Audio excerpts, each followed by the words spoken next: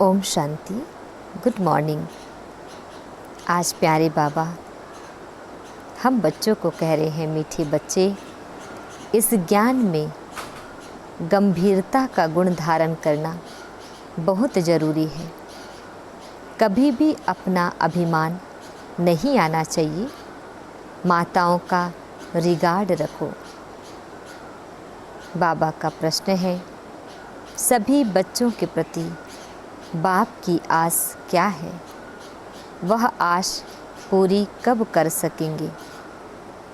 उत्तर है, बाप की आश है बच्चे ऐसा पुरुषार्थ करें जो नर से नारायण बनकर दिखाए। इसमें ही बाप का शो होगा। ऐसा शो निकालो जो बाप का गायन भी हो तो बच्चों का भी गायन हो। बाबा कहे, बच्चे अगर तुम नर से नारायण बनेंगे तो तुम्हारा भी मंदिर बनेगा और हमारा भी बनेगा। ऐसा पूज्य बनने लिए फॉलो फादर। अपने आप से प्रण करो, हम पूरा ही फॉलो करेंगे। गीत है, जिस दिन से मिले हम तुम। ओम शांति। बच्चे महसूस करते हैं, बच्चों को भाषना आती है तो ज़रूर हम नई दुनिया के लिए सब नई बातें सुनते हैं या हमारी प्रीत नई लगती है। और कोई की भी प्रीत सम्मुख परम पिता परमात्मा साथ होती ही नहीं, तो यह नई बात है ना। तुम जानती हो बाबा पतित पावन है।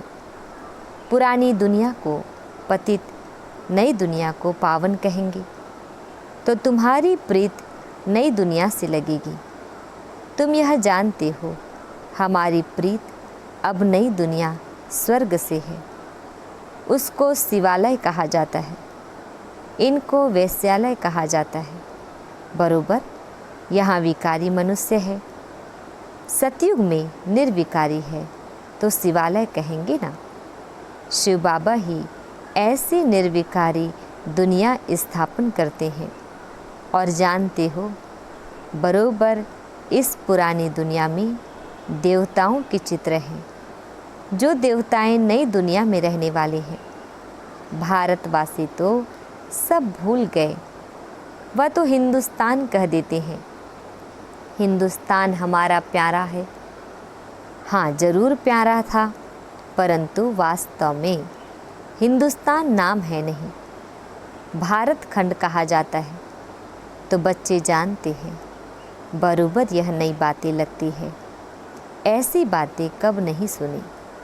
यह ज्ञान सारी दुनिया से निराला है। भारतवासियों के मंदिर भी बहुत हैं। क्रिश्चियन की एक ही चर्च होगी, फिर करके अलग अलग चर्च बनाएंगे। सतयुग में तो कोई मंदिर नहीं होता, क्योंकि चैतन्य देवताओं का राज्य चलता है। देवताएं शिवालय नई दुनिया में राज्य करते थे। तुम जानते हो अब हम नई दुनिया में जा रहे हैं। यह भी ख्याल कभी नहीं करना कि बाबा ने यह नया मकान बनाया है। वास्तव में पुरानी दुनिया में यह भी पुराना ही है। हमारी प्रीत अब नई दुनिया से लगी है। आत्माओं की परमात्मा साथ प्रीत लगी है। जो सम्मुख बैठे हैं, मनुष्य समझते हैं ब्रह्मा कुमार कुमारियों की ब्रह्मा से प्रीत लगी है। तुम जानते हो हमारी प्रीत एक शिव बाबा से है, दूसरा ना कोई। भल तुम्हारा नाम बीके है, परंतु ब्रह्मा से प्रीत नहीं है। यह ब्रह्मा तो देहधारी है ना, जन्म मरण में आते हैं। तुमको देह से संबंध नहीं जोड़ना है।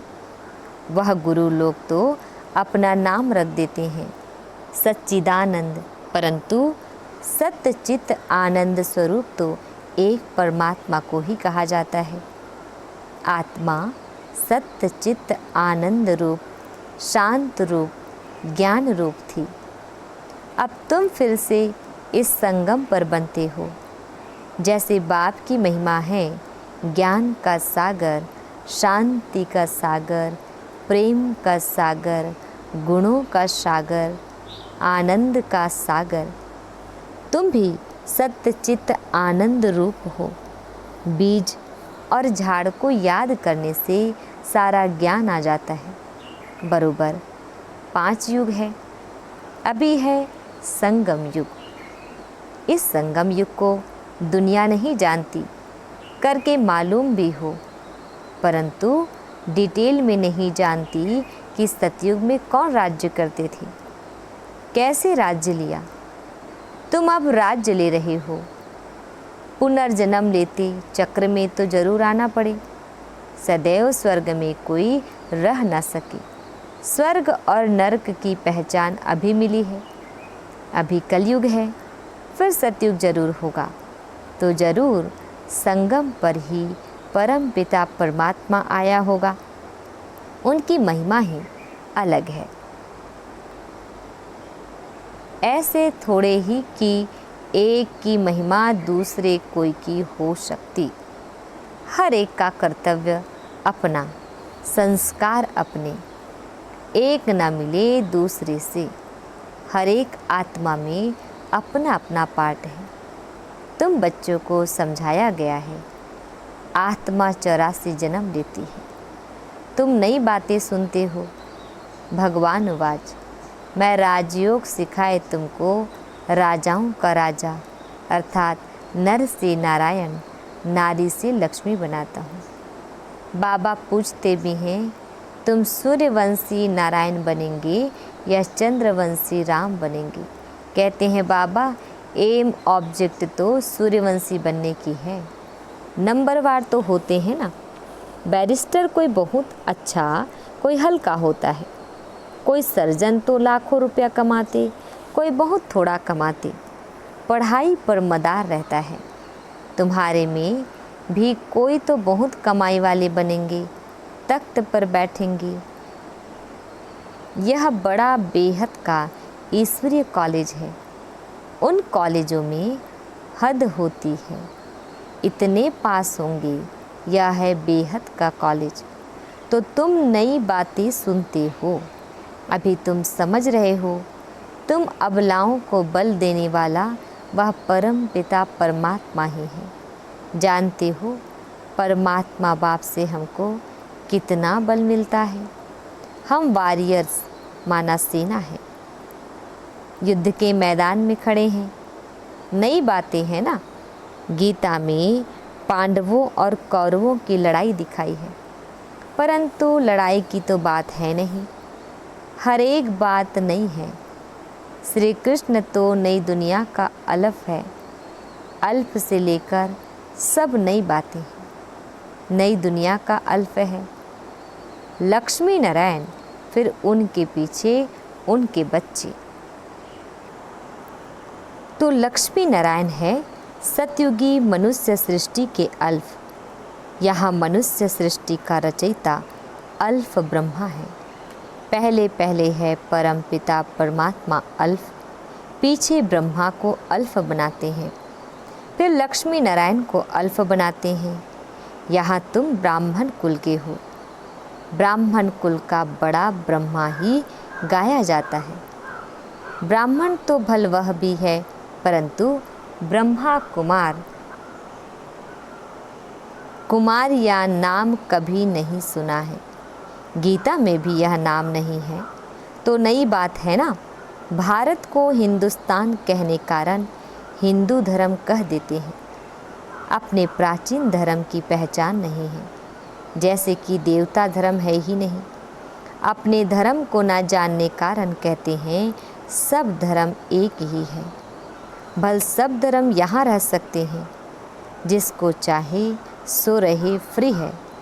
सभी धर्मों को मान देते हैं। कोई भी धर्म वाला आकर रह सकता है। बाहर में देखो, वह दूसरे धर्म वालों को निकालते रहते हैं। सिलोन, बर्मा आदि से इंडियन को निकालते रहते हैं। भारत तो वास्तव में प्राचीन देवी देवता धर्म वाला है, परंतु वह तो कहते कोई भी आकर रहे। सब इकट्ठे तो रह ना सकी। जहाँ तहाँ धर्मों की बहुत खिटपिट है। कहते हैं भारत सभी धर्मों को इस्लाम देगा, इसलिए भारत की महिमा है। अब तुम सभी नई बातें सुनते हो। इस समय भारत में देवी देवता धर्म का कोई है नहीं। हम उस नई दुनिया के लिए पुरुषार्थ कर रहे हैं। शिव बाबा स्वर्ग रचते हैं। यूँ तो ब्रह्मा की संतान सब है, परंतु ब्राह्मण खास गाए हुए हैं। उनको कब रचा? जरूर संगम पर रचा। वर्ण भी अच्छी रीति दिखाने हैं। हम ब्राह्मण चोटी फिर देवता, क्षत्रिय, वैश्य, शूद्र बनते हैं। तो यह ज्ञान बड़ा गुह्य रमणीक है। मुश्किल किसकी बुद्धि में बैठता है। तुम बच्चे इस ज्ञान को अच्छी रीति धारण करो। कभी भी ब्राह्मणी से रूठना नहीं। रूठ करके पढ़ाई को नहीं छोड़ना है, नहीं तो रसातल में चले जाएंगे। बाप आया है सुनाने, तो सुनना चाहिए। भक्ति मार्ग में कितना नियम होता है गीता सुनने का, वह पूरे नेम से सुनते हैं। मंदिर में भी नेम पूर्वक जाते हैं। रोज़ पक्का नेम रखते हैं। तुम्हारा नेम तो बड़ा कड़ा है। एक घड़ी आधी घड़ी, फिर बढ़ाते रहना है। बाबा को याद करने से बुद्धि का ताला खुलेगा। विचार सागर मंथन कोई शिव बाबा नहीं करते हैं। उनको दरकार ही नहीं विचार सागर मंथन की। तुमको दरकार रहती है किसको कैसे समझाएं, तो कभी भी रूठना नहीं चाहिए। एक दो का रिगार्ड रखना चाहिए। कई बच्चों को महारथियों का रिगार्ड रखना आता नहीं। ब्राह्मणियाँ जो हैं वह फिर भी मुख्य हैं। 10-12 को आप समान तो बनाती है ना, तो उनका रिगार्ड रखना पड़े। तुम जैसे कि शिव बाबा के एजेंट हो। सभी एजेंट्स एक जैसे तो नहीं होते हैं, नंबरवार होते हैं। फिर भी एजेंट्स तो है ना। कोई तो बहुत अच्छी रीति धारण करते हैं, रात दिन सर्विस में तत्पर रहते हैं। शिव बाबा भी यहाँ सर्विस पर आए हैं ना। बाबा कहते हैं मैं डबल काम करता हूँ, भक्ति की भी सर्विस करता हूँ। तुम जानते हो सारी दुनिया में साक्षात्कार कराने का कर्तव्य कौन करते हैं। भल ड्रामा में सब पहले से नूंद है, उसी समय साक्षात्कार होता है। समझते हैं गॉड फादर ने दिव्य दृष्टि से साक्षात्कार कराया। जहाँ तहाँ साक्षात्कार होते हैं। यह साक्षात्कार भी ड्रामा में नोंद है। इसमें बड़ी विशाल बुद्धि चाहिए। यह है नई बातें। सृष्टि का चक्र बुद्धि में फिरना चाहिए। कोई कोई का यह स्वदर्शन चक्र अच्छा तीखा फिरता है। सर्विस के लिए बुद्धि चलती रहेगी नंबरवार। कोई का तो स्वदर्शन चक्र फिरता ही नहीं। हवा तो लगती है, परंतु कोई का बहुत तीखा फिरता है, कोई का बहुत कम फिरता है, कोई का तो बिल्कुल फिरता ही नहीं। स्वदर्शन चक्र नहीं फिरेगा तो बाकी क्या पद पाएंगे। तो यह नई बात हुई ना। बाप समझाते रहते हैं वर्षा लेना है तो अभी लो, नहीं तो फिर पछताएंगे रोएंगे। टीचर का शो करना है ना। यह कितना बड़ा कॉलेज है। अच्छी रीति पढ़ते हैं तो पद भी अच्छा पाते हैं। प्रण करना चाहिए हम पूरा फॉलो करेंगे। Follow mother father. ऐसे भी नहीं है बैरिस्टर का बच्चा बैरिस्टर ही बनेगा, नहीं। कोई डॉक्टर बनेगा, कोई इंजीनियर, कोई तो शैतान डाकू भी निकल पड़ते हैं। बाप कहते हैं मेरा शो निकालने तुम नर से नारायण बनकर दिखाओ। मेरा भी गायन होगा, तुम्हारा भी गायन होगा। तुम भी देवता बनेंगे, हमारा मंदिर बनेगा तो तुम्हारा भी बनेगा। मुख्य मंदिर होना चाहिए एक शिव बाबा का, फिर उनके साथ ब्रह्मा और बच्चे। दिलवाड़ा मंदिर में वैरायटी है ना। यही बड़े ते बड़ा यादगार है। तुम चैतन्य में बैठे हो, शक्ति की शेर पर सवारी, महारथी की हाथी पर सवारी दिखाते हैं। गज को ग्राह ने हप किया, बाप की याद नहीं रहती है तो माया ग्राह हप कर लेता है। अच्छे अच्छे महारथियों को भी माया ग्राह खा लेती है। इसमें बड़ी गंभीरता चाहिए और अभिमान नहीं आना चाहिए। मैं यह करता हूँ, जितना हो सके हर बात में माताओं को आगे रखना है, माता का रिगार्ड रखना है। सब चाबी माता के हाथ में होनी चाहिए, माता द्वारा समाचार आना चाहिए। हाँ, कहाँ कहाँ कन्या अथवा माता से कुमार होशियार होते हैं, उनको फिर राय लिखनी है। हुक्म सरकार का, राज्य रानी का है। पहले रानी फिर राजा। पहले माता गुरु चाहिए, पुरुष को गुरु बनने का कायदा नहीं, माता को आगे करना है। लॉ ऐसे कहता है, नियम। भल कहाँ पुरुष भी निमित्त बनते हैं जो माताओं को ज्ञान में ले आते हैं, परंतु मेजॉरिटी माताओं की है। अहंकार नहीं होना चाहिए, मैं सब जानता हूँ, मैं होशियार हूँ। होशियार माताओं को बनाना है, माता द्वारा सेंटर्स आदि चलाना है। अंत में सन्यासी आदि को भी माताओं के ही बाण लगने हैं तो कायदेशीर चलना है। परम पिता परमात्मा की निंदा करने वाले ऊंच पद पा नहीं सकेंगे। बाबा सावधान सबको करते हैं, बहुत मीठा बनना है। कोई की बात पसंद नहीं आती है तो एक कान से सुन, दूसरे से निकाल दो। क्रोध बहुत नुकसान करता है। कोई लिखते हैं, काम से क्रोध को क्यों नहीं तीखा रखें, परंतु नहीं, काम तो आदि मध्य अंत दुख को प्राप्त कराता है। पतित पावन एक ही बाप गाया हुआ है। सन्यासी पावन नहीं बना सकते तो तुम नई बातें सुनती हो। ऊंचते ऊंच भगवान बैठ तुमको पढ़ाते हैं, उनको ही श्री श्री कहा जाता है। फिर मनुष्य सृष्टि में श्री लक्ष्मी, श्री नारायण, श्री राम, श्री सीता को कहते हैं। अच्छा, उन्हों को ऐसा श्रेष्ठ किसने बनाया? श्री श्री शिव बाबा ने। अच्छा, मीठे मीठे शिकिल दे बच्चों प्रति माता पिता बाप दादा का याद प्यार और गुड मॉर्निंग। रूहानी बाप की रूहानी बच्चों को नमस्ते। हम रूहानी बच्चों की रूहानी बाप दादाजी को याद प्यार, गुड मॉर्निंग और नमस्ते नमस्ते नमस्ते।